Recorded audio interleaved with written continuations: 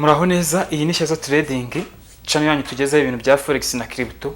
Muri ubu ngubu cyangwa se sofa tukaba turi ku biganiro by'iki bya Forex Trading. Crypto ikazabizaza nyuma.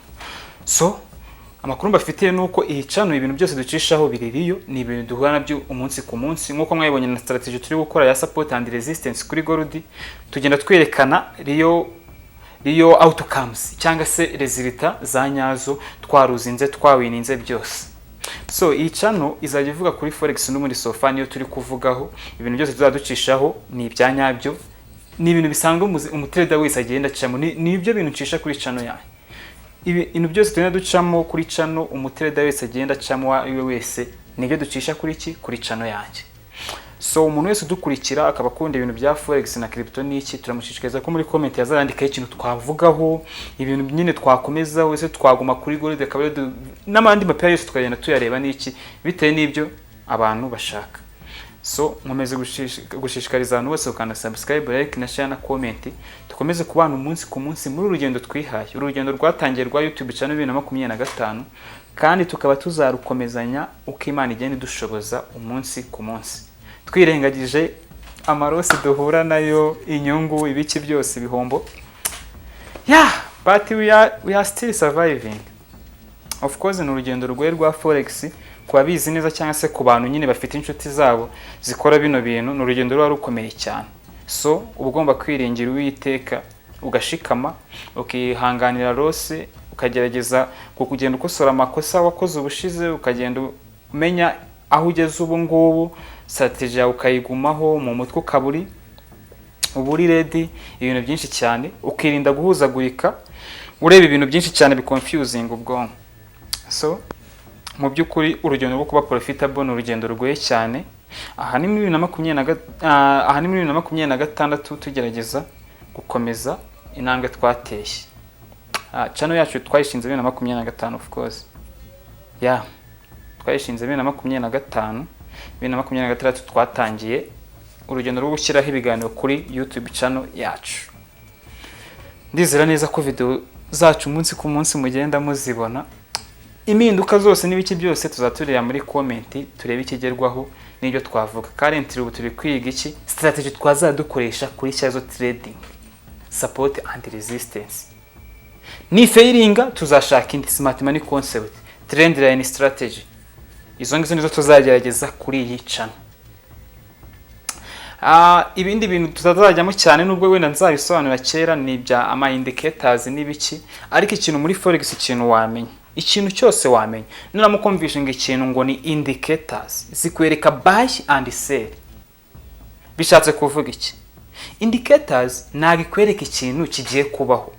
Muri Forex nta kintu na kimwe kigihamya gishobora kwereka ikintu kigiye kugira iki kigiye kuba. Oh, we are going to take a buy ngo because twabonye indicator yataninze buy ngo no. Na ibyo ngibyo nyine wenda ndashaka kukwereka ko ugiye ku buying, isoko rigiye ku buying, ariko ready byirefera kubyo isoko ryakoze. Nimba rivuze ngo we are going to buy ari indicator ufite, biba bishatse kuvuga ko already n'ubundi isoko riri ku buying ahubwo ugiye ku buying. Ntabwo bivuze ngo indicator ngo nicyo kihamya cyanyuma kikorera ko isoko rigiye ku buying. No, biba bisanzwe uri muri momentum yo ku buying. Indicator yikwereka ibintu byarangije kuba ahubwo kabyireferaho. So niba mutazazivuga ibintu byinshi cyane ariko nazo tuzazivugaho. So guys, ni ibingi tuzana tuvugaho. So far twavuze ibintu biri basic. Ubu ngo soon tugiye kujya mu bintu bya intermediate. Intermediate ibintu biri basic no kuvuga ngo basic nimba ninjiye muri Forex cyangwa crypto. Forex ni iki, crypto ni iki, byo buri wese yarabimenye. Ese nayahe mapya dukoresha muri Forex, ayo mapya yose twagiye tuyavugaho ni menshi cyane. Ese ni izihe coin zivuga cyane muri crypto, twagiye tuzivuga Ethereum, Bitcoin n'amapayi n'ibindi. N'ibyo bintu byose biri basic. Ese ama pips ni iki, lot size, ibyo ndumva nta muntu numwe waba uri kuri Shyazoo Trading atabizi. Izo nyito zose bakoresha mu lot size, pips, aba broker n'ibiki byose twagiye tubavugaho uko creating a demo account kuri XM n'ama HFM nayo nzayavugaho, uko wa depositinga n'ibiki byose twagiye tubivugaho. So ikintu tugiye gukurikizaho rero ni intermediate. Intermediate yaba ari niki? Ni ibi byose ngo uko candlestick ni ibi byose uko candlestick openinga iga closinga. Ese nuko beki dushaka kuvuga ati wenda structure yacu yagiye muri buy cyangwa se yagiye muri sell, biba byagenze ibyo byose nibyo tuzavuga muri intermediate, tugende dushyiramo nandi marules n'ibiki byose. N'ibintu byenda bidufasha ama fair value gap, ama order block, n'ibyo byose tugiye kuza tubisobanura muri intermediate. So guys, mbere yuko tujya kuri aka gace nagomba kubanza nkabageza akaganiro nk'aka kameze neza. Nimba ari ikintu ugenda usigana kuri channel yacu, nyamuneka ntukajye utavuga ati aka kantu kankomye, muzatubwire kuri ibi cyangwa se bimeze bite. Comment imwe bihagije guys, na bintu byinshi cyane. So turabakunda cyane, mwakoze kubana natwe. Yari Shyazoo Trading, dukomeze mu rugendo rukomeye ariko rutoroshye, ariko bishoboka ko rwakunda, mu izina rya Yesu, mu izina ry'umwami n'umukiza, ibintu byose birashoboka.